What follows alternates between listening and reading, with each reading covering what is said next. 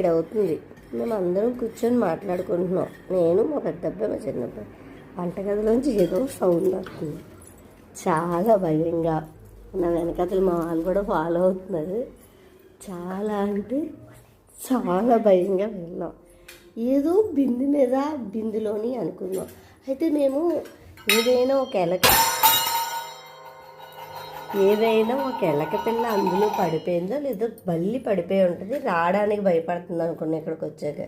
కానీ తీరా చూస్తే బిందులో మా పప్పులు కనిపించి, ఆ పప్పులు ఏంటని చూస్తే పైన కవర్లో ఉన్న పప్పులు ఉంటాయి కదా, పప్పు కవరు, మళ్ళీ కప్పు, అవి మేము ఎవ్వరం కదపలేదు.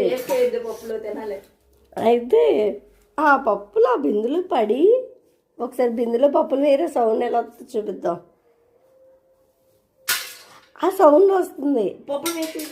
ఏంటి ఆ సౌండ్ అని చూస్తే జరిగింది ఇది. మొత్తం ఇది బాగుంది కదా. మీకు ఎలా జరిగిందా? ఇలాంటి కామెడీ హర్రర్ ఎప్పుడైనా కామెంట్ చేయండి.